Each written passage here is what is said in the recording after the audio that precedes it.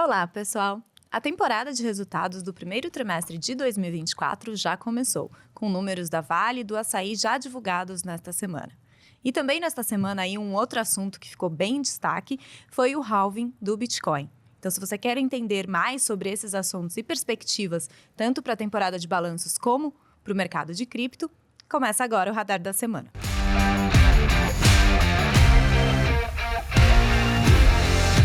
Eu sou Marcele Gutierrez e aqui comigo Gerson Zanlorenzi. E aí, Má, tudo bem? Quinta-feira, nosso tradicional podcast aqui começando super animado. Tem uns temas aí bem interessantes pra gente falar.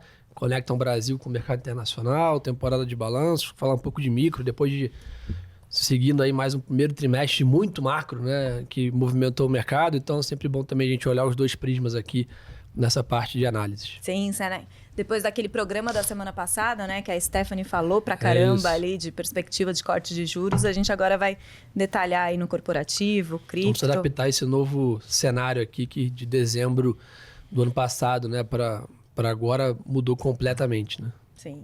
Bom, então para apresentar a nossa mesa aqui, quem vai falar aí do universo de criptoativos e vai explicar o halving, estamos aqui com o Lucas Josa, que é trader da mesa de Digital Assets aqui do BTG. Fala galera, bom dia. É uma honra estar aqui com vocês novamente. Acho que finalmente aconteceu aí um dos eventos mais esperados do ano para o mercado cripto. Vamos comentar um pouquinho quais podem ser os principais impactos também derivados desse evento. Sim.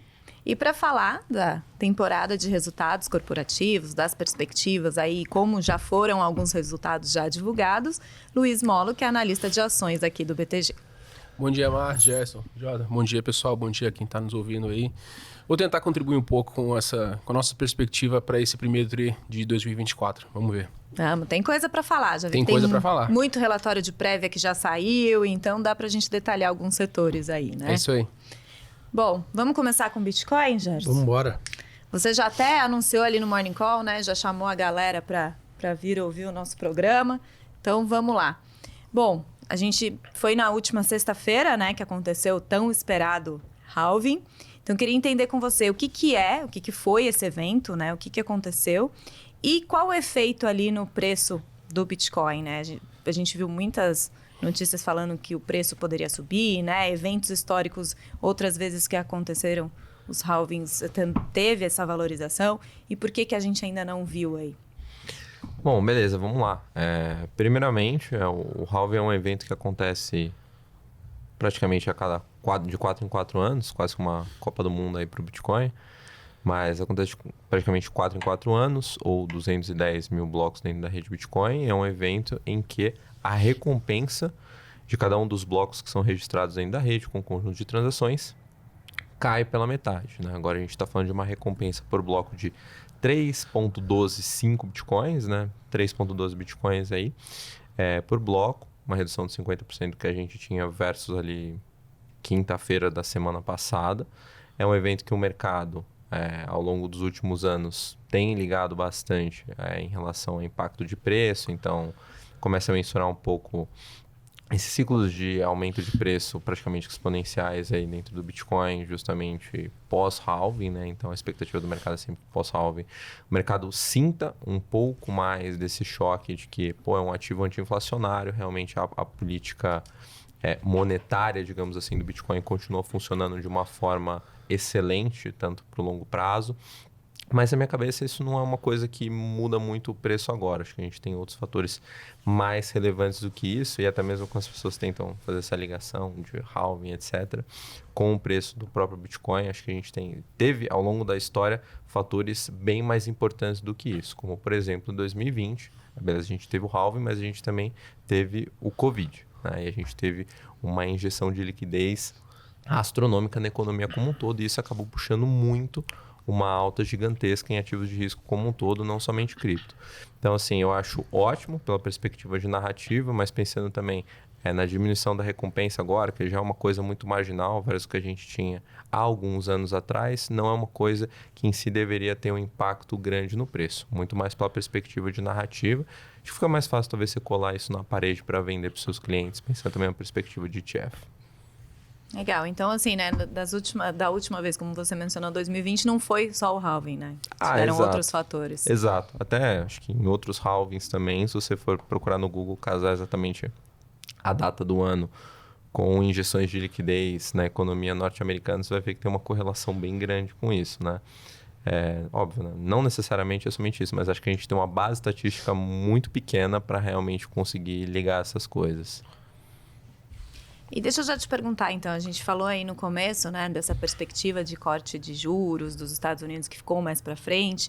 Esses eventos macro pegam em Bitcoin, vão pegar mais agora que passou esse efeito do halving? Como que fica? Eu acho que agora tem uma tendência um pouco mais forte de voltar a impactar assim como foi ali em 2022 e comecinho de 2023. Para mim, o que a gente teve do segundo semestre de 2023 até aí o último mês, praticamente, foi um movimento especulativo muito forte e assim com um racional bom, principalmente por conta da entrada dos investidores institucionais através dos ETFs lá nos Estados Unidos. Então o mercado pegou muito um hype em cima disso, né? Viu que tinha algumas coisas que realmente não estavam precificadas e o Bitcoin acabou batendo aí uma nova máxima de preço ali próximo da região de $74.000. Acho que agora que passou um pouco dessa euforia, uma análise um pouco mais robusta agora como que esses flows estão efetivamente acontecendo, quem é responsável por esses flows, quais são os bancos de investimento nos Estados Unidos que já estão distribuindo e até mesmo ofertando de uma forma mais ativa esses produtos para seus clientes. Então agora é mais ali um trabalho de formiguinha, ver dia a dia como os flows estão dentro desses ETFs e até mesmo tentar entender um pouco mais como está surgindo e caminhando o inflow que a gente vai provavelmente começar até a partir da semana que vem nos ETFs também de spot de cripto na Ásia e em Hong Kong. Acho que esse é um outro mercado bem interessante que pode ter um impacto bem positivo para o mercado cripto como um todo. Mas agora, para mim, na minha concepção, macro vai influenciar um pouco mais, principalmente porque esses eventos mais importantes, digamos assim, já aconteceram. Então, se o macro acabar pesando mais, os inflows estiverem muito fortes, o mercado cripto vai responder bem. Caso contrário, e que pode acontecer com o macro piorando e uma versão um pouco maior a ativos de risco, inclusive cripto, talvez a gente veja o mercado corrigindo ou pelo menos ficando de lado por mais um tempinho. E essa questão que, lembro do último podcast que você vê aqui, Jó, sobre talvez em maio ter aprovação do ETF de Ethereum e outros ETFs lá nos Estados Unidos, está avançando isso ou aquela velha, não tem muito que olhar, só realmente esperar a SEC lá da luz? Olhando para isso especificamente, Gerson, acho que até passar um pouco realmente da visão de uma forma mais clara, que as notícias não são muito boas. Tá. E as notícias não são muito boas justamente porque não temos novas notícias. Entendi. E o que eu quero dizer com isso? Quando a gente teve a aprovação do ETF de Ether, do ETF de Bitcoin lá nos Estados Unidos, no começo do ano, um mês antes a gente começou a ter um back and forth muito grande entre SEC e as gestoras de ativos lá nos Estados Unidos, né? Quando a gente olha para o panorama dos ETFs de Ether, a gente não tem essa conversa acontecendo em tempo real. A gente não tem novas requisições. Óbvio, tem muita gente que traz a perspectiva de a documentação é muito próxima, não precisa mesmo ter essa conversa. Eu acho que esse silêncio no rádio de comunicação, digamos assim, é realmente bem violento e bem ruim para a perspectiva da gente ter ou não uma aprovação agora em maio. Apesar de ter muita similaridade, ainda tem muita diferença também entre os ativos. Quando a gente olha para o Bitcoin, é um ativo que, pela CFTC, tudo bem, o Ether também pela CFTC já é visto ali como commodity, mas com o Bitcoin eu acho que tem uma dúvida muito menor. A SEC tem feito algumas ações também contra a própria Ethereum Foundation, tem tentado efetivamente colocar o Ether ali numa caixinha de security nos últimos meses, então são algumas coisas que acabam trazendo um pouco mais de preocupação para o mercado, e a forma com que eu enxergo hoje é que a gente com certeza vai ter esse ETF aprovado em algum momento, não necessariamente agora em maio. Eu acho que muito provavelmente esse caso vai evoluir, assim como o caso dos ETFs de Bitcoin, para um processo judicial nos Estados Unidos, para realmente ali na corte conseguir ganhar esse direito de ter esse produto listado. Mas, de novo, acho que vai ser um processo que ainda vai demorar um pouco e pode ser doloroso para o mercado em alguma perspectiva também. Legal. Então, maio, fora... Eu acho que a probabilidade é bem baixa, assim. Na minha cabeça, acho que hoje estaria ali entre 15% a 20% no máximo. Bom, queria já ir um pouco para a temporada de resultados. A gente viu, né, nessa semana saíram os números da Vale na quarta-feira à noite. Também saíram os números da Uzi Minas. Uzi Minas, as ações ali caíram 14% depois dos resultados. A gente está gravando aqui o podcast bem no comecinho da abertura do mercado. Eu vi que Vale já abriu com uma queda ali de 1%. Então, eu queria entender com você como que foi o resultado aí da Vale. Claro, vamos lá. O resultado da Vale em termos de, nominalmente, assim, numéricos, vieram bem em linha com o que a gente esperava e com o consenso também esperava. O EBITDA ali pouco acima de 3,2 bilhões de dólares, para não falar que foi exatamente em linha, veio 3% acima do que a gente esperava. A geração de caixa também foi uma parte positiva do resultado ali. A gente viu um yield anualizado próximo de 15% também. Então, em termos de resultado, assim, sem surpresas, mas ao mesmo tempo isso não necessariamente é uma coisa ruim. Mas o que vem impressionando a Vale são aspectos que acabam saindo um pouco desse papo de resultado em si. Por exemplo, o preço do minério já foi 130, 140 dólares a tonelada, já está abaixo de 110. Isso, inclusive, abaixo também das expectativas que a gente tem para o ano em modelo. Provisões, principalmente falando de Samarco, era na casa de 3 bilhões de dólares, já passou dos 4, e a gente ainda tem pouca visibilidade se isso pode continuar crescendo ou não. E isso acaba impactando também, inclusive, na disponibilidade de pagamento de dividendo da Vale. A gente não espera que dividendos extraordinários sejam pagos, pelo menos no primeiro semestre. Ainda talvez, pensando para o segundo semestre. E esse tipo de coisa, além de troca de CEO e mercado chinês ainda, real estate na China ainda bem aquém do que o mercado esperava, vem pressionando a Vale e vem deixando o investidor de lado dessa tese que já foi mais barata, hoje está negociando perto de 4,2, 4,1 EV/EBITDA. A gente tem, por exemplo, uma Gerdau negociando perto de 3 vezes a EBITDA, então tem um valuation bem mais interessante e uma perspectiva macro não tão ruim assim, não tão prejudicada quanto a Vale tem. Então o mercado tem ficado um pouco de lado da tese. E a Uzi Minas? Por que caiu 14%? Uzi Minas também é um pouco daquilo, né? Expectativa versus realidade. O resultado também não foi o problema. O problema foi o guidance que a empresa deu para o mercado com relação aos custos por tonelada, principalmente na segmentação de siderurgia dela, já para esse segundo trimestre de 2024, que é um custo crescente. O mercado esperava pelo menos que ficasse em linha ali, ou até caísse para esse segundo trimestre, mas é um custo acima do que o mercado esperava. E isso, a gente tentando endereçar o potencial EBITDA para esse primeiro semestre, que deve ficar, se continuar nessa toada, entre 800 e 900 milhões, versus um EBITDA que o mercado vinha precificando para o ano de 3 bi. Então, assim, o primeiro semestre não deve chegar na metade da expectativa que o mercado tem para o ano. Então, a gente começa a ver risco negativo de ajustes de valores de modelo para Uzi Minas. E isso acabou sendo quase que imediatamente reprecificado logo após a divulgação do resultado do Uzi Minas. E que eu acho que tem um movimento que a gente tem visto, né, até hoje, né, quando a gente está aqui de novo nesse comecinho de manhã da quinta-feira, a gente estava vendo as ações do Facebook abrindo com 13% de queda.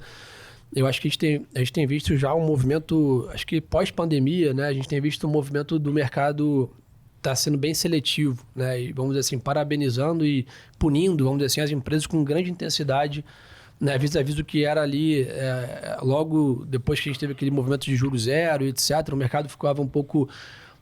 aceitava um pouco mais desaforo, né? Acho que como o dinheiro praticamente queimava na mão, né? Você não tinha retorno se não fosse em ativos de risco, a turma, poxa, um resultado mediano, ok, vou aceitar porque eu preciso alocar o meu caixa, né? A gente está vendo hoje, né, o 10 anos lá, 4,65, né? Aqui no Brasil também uma perspectiva de Selic em queda, mas não muito, né? Um ciclo menor aqui, acho que, e a gente tem visto aqui no Brasil um mercado mais ilíquido, né? Então, acho que os investidores, tanto lá quanto aqui, né, têm tido uma busca maior por alfa, né? Eu acho que durante bastante tempo a turma alocava mais em teses, né, muito mais no setor, né, ou muito mais em algum momento ali o que estava sendo discutido do que realmente qual era a empresa, né? Então, acho que de um tempo para cá a gente tem visto a turma voltar para o que era talvez um modo mais antigo, né, de investir em ações, que é não só o setor, né, não só a economia, e sim exatamente a empresa. Né? Então, e aí basicamente quando há uma notícia positiva, o papel abre a par de 10%, quando há um balanço ruim, como foi Netflix, como foi, né, o Facebook, o papel abre com 10% de queda. E 10% de queda num papel do tamanho, né, do Facebook é realmente um movimento muito grande. Né? A gente até está acostumado com esse tipo de queda aqui no Brasil, né, em alguns papéis, etc., dado um mercado menor, mas pensar no tamanho de uma empresa dessa, a gente estava falando aí de uma perda de valor, né, em minutos ali astronômico. Então, acho que isso mostra que eu acho que é um movimento que veio para ficar e o quanto que é importante talvez voltar ali, talvez a essência de investimento em ações, de acompanhar o nosso research, de acompanhar as carteiras, né, acompanhar as empresas no segundo nível, acompanhar o guidance, né, porque, de novo, o pessoal do Facebook não foi ruim. Né, as perspectivas do próximo trimestre é que foram ruins. Né, então, não dá mais só para alocar em alguma tese que está sendo falada aí e esquecer. Né, a gente precisa agora, talvez, voltar para a prancheta ali, escolher e olhar o segundo nível, né, das análises. Eu acho que para quem está bem acompanhado, acaba até tendo retornos bem interessantes. A gente sempre volta a falar isso aqui. Né? Ficar olhando o Ibovespa não quer dizer nada aqui, né, no Brasil, né? O índice em si é pouco relacionado com a realidade, vamos dizer assim, né? Dado o peso de Petro, Vale e bancos. Então a ideia é, se você buscar um alfa aqui também, você vai ter retornos, né, bem interessantes aqui, escolhendo bem as empresas que estão alocadas em cada setor. E aquilo, né, Gerson? Você falou dos guidances, né? Como é importante também acompanhar a teleconferência, olhar os relatórios, não é só olhar o lucro, o EBIT da receita. Porque a temporada de balanço é o retrovisor, né? O cara está anunciando que já passou. Né? É legal, o mercado já entendeu, mas ninguém compra ação olhando para o passado. O pessoal investe na empresa querendo colher os lucros futuros. Né? Então, por isso o guidance é bem importante aqui, né, do que vem de resultado à frente. Né? E isso dos custos também, até na questão da Meta, eu vi várias notícias falando que o que pegou também é o custo de investimento em inteligência artificial, né? Eu acho que a Meta tem um pouco de... Já está entrando bem mais na seara do Molo aí, se eu falar alguma besteira aí, você me corrige. Mas eu acho que o mercado teve uma decepção recente, né? Quando a Meta trouxe aquela questão de investir na questão do metaverso, né? E investir uma quantidade razoável de dinheiro nisso e o retorno foi bem baixo, o mercado se frustrou.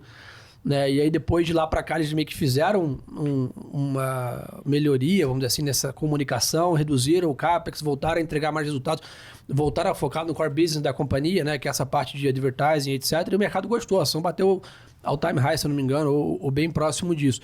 A questão é que essa volta de um investimento, que se eu não me engano são 10 bi de dólar, uma coisa bem significativa em AI, eu acho que óbvio que AI é o tema do momento, mas talvez o mercado ficou se preocupando aonde, né? O que é esse AI? Será que é de novo, né, o metaverso? Será que é uma coisa que não dá retorno? Né? Então isso preocupou talvez um pouco o mercado de entender um pouco mais para onde que esses 10 bi de dólar vão. Né? Então acho que isso que dos projetos da empresa trouxe essa preocupação. Né?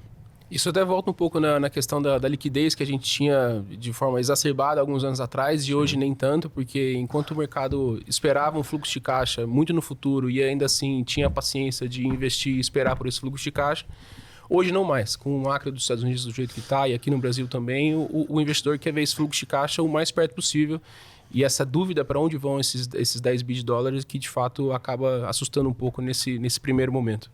Clareza, né? Exatamente. E eu queria até entrar já num ponto do Bitcoin, né? A gente falando bem dessas coisas de estratégia, né? De carteira, como proteger carteira. A gente viu recentemente agora no mercado de cripto aqui no Brasil, tem os futuros Sim. de Bitcoin, Segunda-feira, né? Começou a negociar. Que também faz parte aí de uma estratégia. Então, eu queria entender com vocês o que é esse futuro do Bitcoin, né? Aqui na B3, como que ele funciona, como que a gente usa ali no dia a dia, ali nos investimentos. Pô, acho que isso é mais uma boa notícia para todo o mercado, né, de criptos, né? Então, acho que o que a gente sempre vem falando aqui, o José fala bastante, esse ganho de maturidade, né? Então, você teve ETFs nos Estados Unidos, você, né, vai ter ETFs na Ásia, a gente está lançando o futuro de Bitcoin aqui no Brasil, ou seja, o mercado global de criptoativos e tokens e todo esse mundo aí de blockchain está se desenvolvendo, né? Acho que isso é uma grande, né, boa notícia e acho que uma boa notícia para o Brasil também, né? A gente sempre fica triste ali quando a gente na mesa, às vezes, poxa, vai parar de negociar o contrato de futuros de petróleo, por exemplo, que já teve aqui na B3, né? Então a gente, poxa, o mercado brasileiro está perdendo, né, alternativas, né? Está perdendo esse tipo de investimentos. E eu acho que esse futuro é um primeiro passo, né, dentro da B3, eu acho que acaba democratizando muito também, né? Ou seja, todo esse financial deepening que teve recentemente, que muitos brasileiros começaram a investir pela primeira vez, compraram sua primeira ação, seu primeiro fundo imobiliário. Poxa, agora você pode comprar tá exposto ao Bitcoin daí com a mesma facilidade operacional, que é na palma da sua mão, né? E etc. Por mais que a gente já tem isso no BTG há bastante tempo, seja na Mint, seja no próprio investimento, você consegue comprar criptos, mas talvez você vai acessar esses milhões de CPFs que estão na B3, conhecerem um pouco mais desse mercado, né? E a gente sabe que a parte de futuros também, que anima a gente, é uma grande porta de entrada no mercado, né, de ações, mercado financeiro. A gente percebe isso aqui, muito investidor vem por essa linha até de tradar e tal, que às vezes nem é o primeiro caminho natural, mas acaba sendo para o investidor e ele conhece outros investimentos, né? Então, acho que a ideia, né, desse ativo é um mercado futuro, né? Então é um derivativo, né? Você eventualmente, diferente, carregar a moeda, né?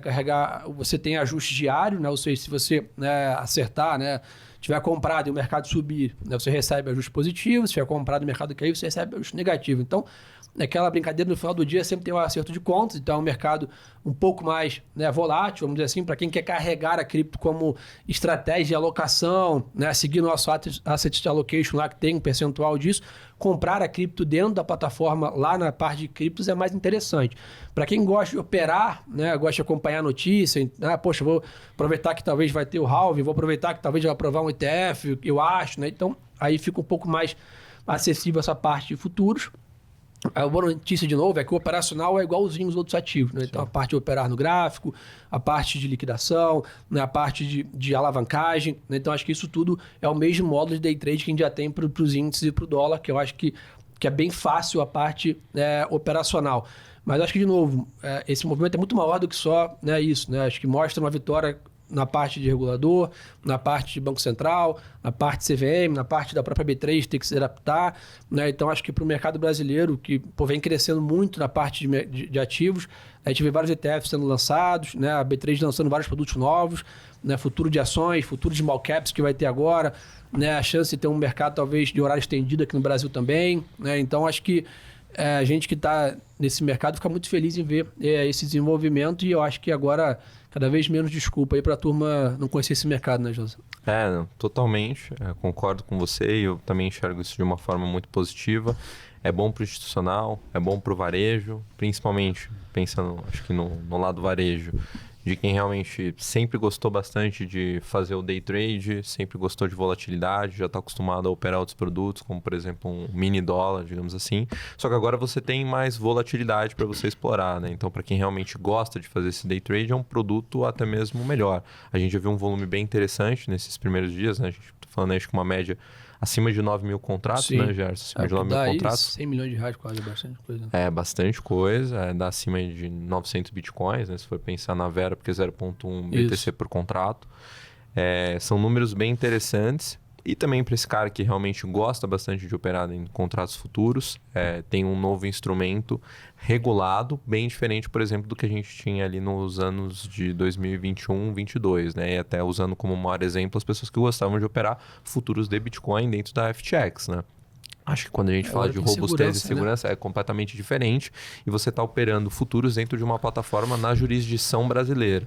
Então é um cenário completamente novo, acho que pode trazer mais liquidez ainda para o mercado cripto como um todo, e é mega positivo para o desenvolvimento que a gente vê do setor no Brasil. Assim, um lado de regulador e também Banco Central, acho que a gente tem feito um trabalho excelente aqui no Brasil em relação a cripto. Eu acho que é o primeiro passo, né? Acho que isso começando a ganhar mais corpo, mais liquidez, etc. A gente, pode sonhar daqui a pouco a ter opções de cripto, né? Você poder comprar uma call, uma put dentro também da B3 aqui 100%. Com cripto, né? Pensar em outras, né, operações. Então, acho que o mercado cresce muito, né? Eu acho que só tem a ganhar, né, a gente trazer esses produtos novos para o Brasil com a visão de uma instituição como a nossa, né? Então, ou seja, a gente tem o cuidado educacional, tem o cuidado da gestão de risco, tem o cuidado de compliance, ou seja, a gente parece que o produto nasce da maneira correta, né? Porque, como o Jota comentou, às vezes a gente acaba acessando o produto, né, em outros mercados, porque aqui não tem, né? E às vezes não tem todo esse cuidado de regulamentação, assessoria, né? Então, poxa, se alguém quer operar esse ativo pela primeira vez, você tem alguém para ligar, para explicar. Se alguém não está confortável em fazer pelo aplicativo, a nossa mesa pode assessorar, né? Então, coisas que não existia antes desse mercado ser aqui no Brasil, né, essa parte. Então, acho que isso aí é muito bacana e, né, acho que pelo volume que já começou, Eu acho que isso veio para ficar com bastante força e todo dia a gente tem acompanhado, tem crescido um pouco mais, né? Então, poxa, no momento que o volume da bolsa está despencando, ver o volume de cripto crescendo, e eu acho que, de novo, traz um ativo para a nossa bolsa que não tem correlação com o nosso mercado, vamos dizer assim, grande, né? Então, acho que vai trazer... a gente viu uma procura recente por muitos investidores aqui no Brasil de querer operar lá fora por algum pessimismo com o mercado local. Poxa, agora você tem um ativo no mercado local que vai refletir a particularidade dele, ponto. Né? Então, acho que esse é um ponto, né, bem legal para o investidor não sair, né, do nosso mercado ou não usar plataformas não reguladas e não, né, auditadas e que tem um risco, né, fiduciário aí, etc. Então, acho que só tem ponto positivo, né, nessa jornada. Vamos torcer para virem mais ativos aí, ter o Ethereum, Solana, outras moedas aí, para a gente poder crescer também aqui no trade. Se o sucesso continuar, acho muito provável, né, Gerson? Aquela brincadeira de passa o boi e passa a boiada também, acho que a ideia também é a gente vai com um pouco mais do mesmo ali também na hora de conversar com o operacional e regulação, né? Em poucos dias, né? Vocês falaram 100 milhões desde segunda-feira. Bem forte. Volume praticamente crescente, né? Acho que desde o lançamento a gente já teve um aumento aí na casa de 20% a 30% do volume versus o primeiro dia e tem se mantido relativamente estável. Então, volume bom, bem interessante para um produto novo. Procura tem, né? Então. Procura tem. Entendeu? Bastante demanda. E falando, né, até o Gerson puxou isso aí, né, de mercado internacional, mercado local. Molo, como que a gente pode esperar essa temporada aí do primeiro trimestre, né? As empresas ligadas à economia doméstica, economia do Brasil, versus as exportadoras de commodities, quais que devem vir melhores? Boa pergunta. Assim, de forma muito pragmática, a gente espera que empresas ligadas à economia doméstica tenham um resultado melhor do que exportadoras, por alguns motivos em específico, mas no geral a gente tem essa expectativa. Mas sobre o resultado de forma consolidada, assim, a gente não espera um resultado com muito brilho, a gente espera sim uma melhora sequencial, assim como já tem acontecido, e a queda da Selic acaba contribuindo muito com esses resultados melhores de empresas domésticas, mas um resultado muito sem brilho. O mercado tem tradeado ainda muito mais o macro do que o micro, principalmente quando a gente fala de Brasil, que é um mercado emergente e tem sido uma alocação cada vez menor do mercado internacional nesses últimos meses. A gente viu uma saída líquida do mercado de ações no Brasil do investidor institucional acima dos 30 bilhões de reais já. E por isso a gente não espera que esse primeiro trimestre de 24 seja uma grande mudança de chave aqui. Mas a gente espera, sim, que empresas domésticas venham melhor. A gente espera, por exemplo, o primeiro trimestre foi muito quente, então a gente espera que empresas de distribuição e saneamento apresentem resultados melhores. A gente já viu, inclusive, por exemplo, Neoenergia divulgando e o segmento de distribuição de energia dela vindo muito forte, com volumes de 9%, 10%, 11% acima da corporação anual. Isso é um aumento de volume bastante relevante para uma distribuidora de energia. A gente espera empresas de consumo, por exemplo, também vindo melhor na margem, e a gente começa a ver empresas ligadas a uma população de mais baixa renda, que tem hoje uma renda disponível menos pressionada pelos juros e pela inflação, que tem hoje empresas como o C&A aumentando muito a sua linha de Consumer Finance nesses últimos 12 meses, e Renner potencialmente intensificando esse caminho também nesse começo de 2024, principalmente com juros menor, impulsionando a primeira linha de receita dessas companhias, né? E a Realize, que é esse Consumer Finance da Renner, tem sido uma grande expectativa do mercado, já teve já resultados muito bons ali em 2021 e 2022, mas ela precisou fechar a torneira desse financiamento desse consumidor que é um consumidor de mais baixa renda, e esse ano de 2024 a expectativa é de que esse resultado volte a melhorar. Outros setores também, como distribuição de energia, tem um começo de ano bem melhor do que foi no ano passado. A gente viu, por exemplo, importação de diesel da Rússia, que tem preços extremamente competitivos no começo do ano passado, prejudicando muito as margens dessas companhias de distribuição de energia aqui no Brasil. No começo de 2023, agora em 2024, o percentual de importação de diesel, que já foi de 80%, hoje já está na casa dos 55%. Então, melhora muito o resultado dessas companhias. A gente tem Raízen, por exemplo, como uma das que mais se destacam nesse segmento. Dentre outros nomes que a gente gosta também, Eletrobras, a gente tem uma boa expectativa para esse começo de ano, com um preço de energia que hoje, já em abril, está menor, mas o primeiro trimestre foi um trimestre de bons preços de energia. Esperamos mais contratos de longo prazo para a companhia, beneficiando o seu resultado. Dentre alguns outros exemplos que a gente deve falar mais aqui adiante. Sim. Queria saber mais algum setor ali, né? Já vi lá no nosso site, lá no Content, já saíram as prévias também de varejo, de e-commerce, de shopping center, de saúde. Tem algum outro aí que você destaque para essa temporada? Saúde e educação, no geral, vai ser um resultado melhor por empresas mais alavancadas e uma Selic já caindo desde agosto, beneficiando o custo da dívida dessas companhias, melhorando o lucro por ação dessas companhias, né? Então deve vir melhor nessa última linha. Mas não é um setor que a gente tem visto o mercado olhar muito de perto, porque carece de triggers positivos nesses próximos trimestres. Então deve ser um setor que deve ficar um pouco mais de lado nesse primeiro momento de 2024. E-commerce no geral, assim como o varejo de alta renda, acelerou muito durante a pandemia, porque no varejo de alta renda, pessoas pararam de viajar, então passaram a consumir produtos de luxo no Brasil. E no e-commerce, as pessoas deixaram de sair de casa, então passaram também a consumir muito via e-commerce. Então, por exemplo, a gente viu o mercado de e-commerce crescer em 2021 na casa de 30%. Sim. Em 2023, esse crescimento de e-commerce aqui no Brasil foi 2%, 3%. Então, desacelerou bastante. E a gente tem Meli ainda com um desempenho operacional bem acima dos pares. A gente teve o evento Americanas no começo do ano passado, que acabou prejudicando muito a sensibilidade do mercado com relação a essas companhias. E a gente viu tanto o Mercado Livre quanto o Amazon capturando muito desse mercado. Magazine Luiza também, mas menos. Mas para esse começo de 2024, o e-commerce deve continuar essa tendência de desaceleração. Mas, em contrapartida, também são empresas que financiam o seu consumidor.